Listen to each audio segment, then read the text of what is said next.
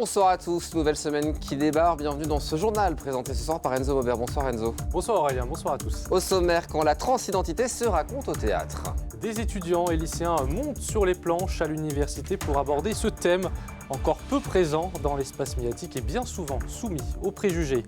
Apprendre à sentir puis goûter le vin, c'est un exercice auquel se sont prêtés des curieux ce week-end. Puis le centenaire s'expose un peu partout. À l'hôtel de ville, la municipalité fait parler les archives. Et puis un invité ce soir dans notre journal. On reçoit Guilhem Pagès, doctorant et membre du réseau amical des acousticiens du Mans. Il vient nous présenter le festival Pint of Sciences qui a lieu en ce moment à la Visitation, ou comment aborder la science sans pression, juste autour d'un verre. Mais pour démarrer, direction l'université Enzo, où une pièce de théâtre pour raconter la transidentité se joue. 11 jeunes comédiens et comédiennes interprètent Pronom à la scène universitaire du Mans Ève, une pièce britannique qui raconte une histoire d'amour entre deux lycéens dont l'un a grandi assigné fille mais s'est toujours senti garçon et vient de commencer une transition. Colin Ancel.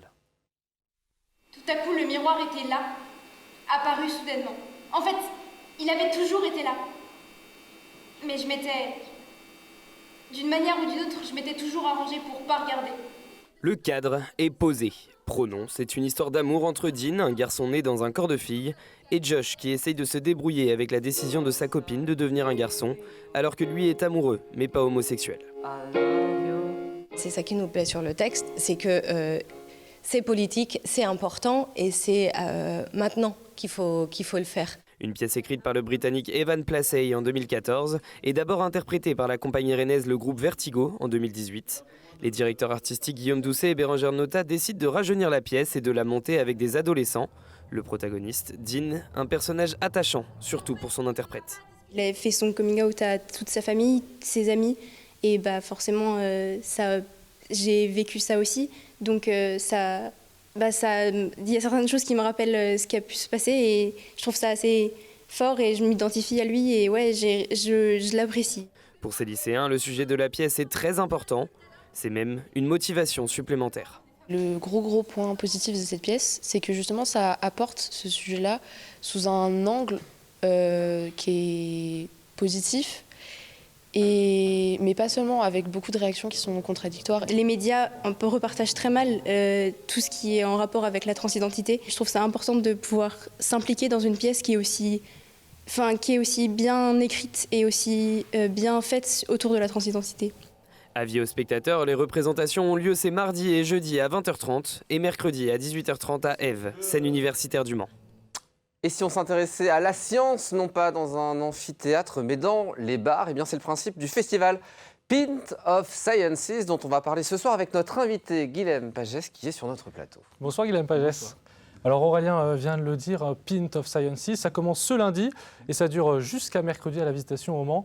Pint of Sciences, le nom porte bien son nom finalement justement, puisque le but c'est de parler science tout en étant dans un cadre détendu, c'est ça le principe. C'est ça le principe, c'est amener des chercheurs à parler de ce qu'ils font dans leur laboratoire, mais de manière décontractée, conviviale, pour le grand public finalement. Alors est-ce que l'idée c'est aussi de casser l'image un peu ennuyante qu'on peut retrouver parfois dans les sciences pour le grand public? Est-ce qu'il y a cette envie justement de casser un peu les codes? Oui, et il y a des conférences qui sont organisées avec de la lutherie sauvage sur scène, notamment ce soir. C'est pour mêler aussi le côté ludique et avec une partie scientifique malgré tout. Donc il y a des conférences d'abord et après un petit moment festif? C'est ça. Il y a 2 chercheurs qui parlent chaque soir. Ensuite, il y a un moment d'échange avec le public puisqu'ils peuvent répondre aux questions. Et après, oui, en concert pour finir la soirée sympathiquement. Alors cette idée, elle est née de 2 chercheurs britanniques en 2012. Le festival a lieu en simultané dans 50 villes. Au Mans, c'est la première fois que ça se déroule. 3 soirées sont proposées lundi, mardi, mercredi. Et finalement, on va apprendre plein de choses pendant ces soirées. Quel thème on va aborder ? Oui, on a essayé de varier les thèmes. Donc ce soir, c'est l'acoustique. Et notamment l'acoustique musicale, plus précisément. Alors c'est-à-dire, qu'est-ce qu'on va apprendre ? On va apprendre comment marche une flûte, par exemple, ou comment marche un violon, puisque les 2 chercheurs travaillent, un sur les flûtes, l'autre sur les cordes frottées. Donc ça, c'est le programme de ce soir. Après, demain, c'est complètement différent, c'est de l'histoire. On a essayé de mettre les sciences humaines aussi à l'honneur, puisqu'on n'en parle pas souvent. Du coup, c'est l'histoire de la visitation, la première conférence. Et la deuxième, c'est un chercheur qui s'intéresse sur la couleur de peau des personnages bibliques, voilà, puisqu'il n'y a pas de description physique, par exemple, dans les textes. Et le dernier soir, c'est de la rudologie, donc terme barbare pour dire étude des déchets. Et c'est 3 chercheurs qui seront sur scène, puisqu'il y aura une chercheuse en sciences sociales, un chercheur en physique et un chercheur en chimie. Donc il y avait vraiment cette volonté de diversifier les thèmes abordés. C'est ça. Voilà. Et alors, est-ce que le but, vous parliez justement de la rudologie, c'est aussi de présenter des travaux de recherche qui peuvent être finalement peu connus ou des laboratoires de recherche peu connus, par exemple comme l'acoustique? Est-ce qu'il y a aussi ce but vis-à-vis du grand public? Oui, ce sont souvent des thèmes d'actualité. Et là, ils vont parler de microplastique mercredi. Et c'est intéressant pour le grand public de savoir que la recherche aussi porte sur des questions actuelles, environnementales actuelles. C'est pour ça qu'on avait choisi ce thème.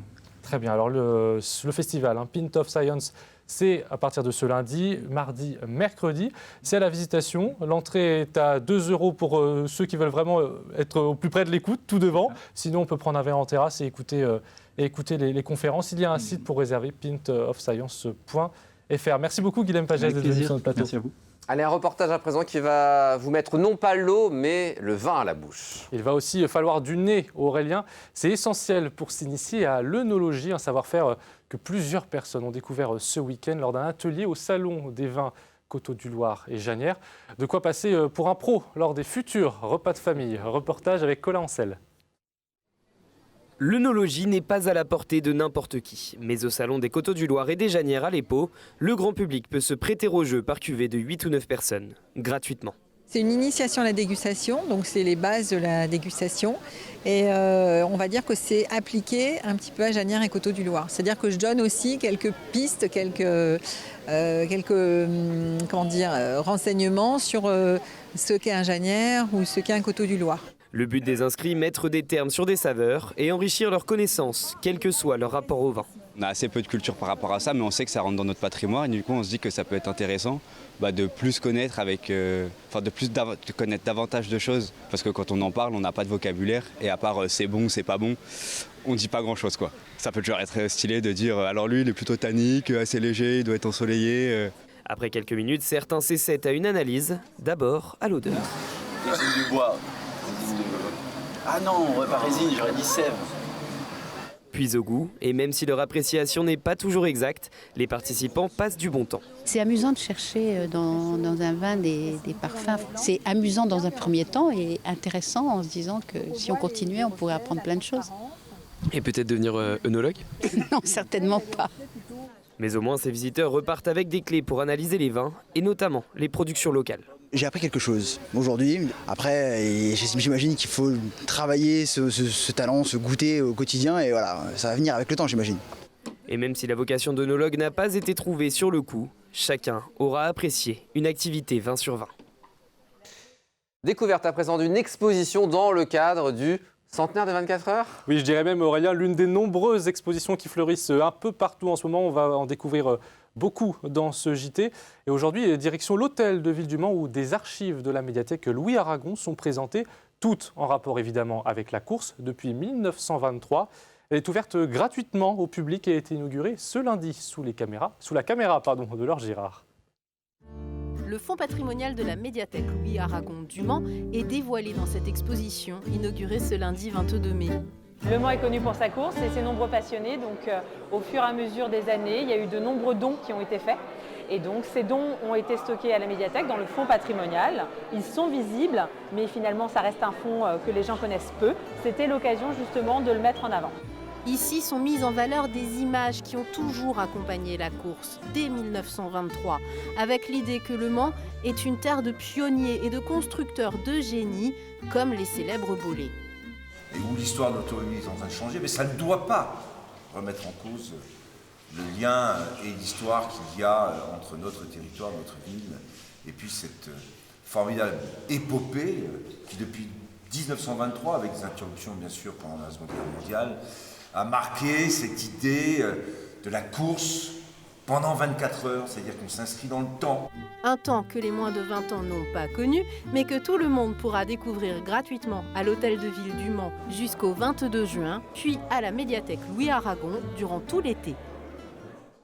Et puis notre tramway aux couleurs des 24 heures a subi quelques dégradations, Enzo. D'après le maire Stéphane Le Foll, lui, personne se revendiquant du collectif Stop 24 heures ont légèrement dégradé une de ces rames de tramway que vous voyez à l'écran ce lundi. Une partie des flocages a été arrachée et des autocollants collés. La CETRAM a porté plainte. Le maire dénonce quant à lui un acte gratuit de vandalisme. Allez, du sport à présent avec en basket la déroute du MSB ce dimanche soir. Et oui, dans ce premier match des quarts de finale des playoffs en Betclic Elite, les Manceaux se sont inclinés face à l'Asvel 103-73. Une défaite sévère pour les Tangos qui n'ont jamais réussi à rentrer dans le match, presque toujours dominés par leur adversaire. Maintenant, c'est mardi que leur destin va se jouer lors du match retour. Le MSB devra impérativement s'imposer pour espérer se qualifier, sinon ce sera la fin de l'aventure en championnat de France. Un match à haut risque que vous pourrez voir à Antares mardi 23 mai à 20h. Bon, et puis encore une défaite, cette fois-ci en foot. Et oui, décidément, le week-end n'a pas porté chance à la Sarthe côté sport. Le Mans FC, lui aussi, se retrouve dos au mur. Sa défaite à Villefranche vendredi ne lui a pas permis, comme beaucoup l'espéraient, de s'éloigner de la zone rouge. Les hommes de Réginald Ray ont une nouvelle fois manqué le coche. Le Mans sera donc sous tension au moment de recevoir Dunkerque vendredi prochain à 21h au stade Marie-Marvin. Ils devront décrocher un point pour s'assurer une bonne fois pour toutes de sortir de la zone de relégation. Et un match qui sera l'occasion de découvrir le nouveau logo du stade. Et oui, vous l'avez peut-être remarqué, le stade Marie-Marvin affiche enfin ses couleurs. La page du MM Arena est donc définitivement tournée. L'entreprise n'a pas voulu renouveler son contrat qui donnait le nom au stade depuis son ouverture en 2011. Ce sera donc une seconde inauguration. À l'occasion, les places pour le match Le Mans FC Dunkerque sont vendues au prix unique de 5 €. On ira soutenir les 100 €. Merci beaucoup Enzo, c'est la fin de ce journal. Une page de pub, la météo, et on se retrouve dans quelques instants. On va parler livre avec Grégory Chacun. À tout de suite.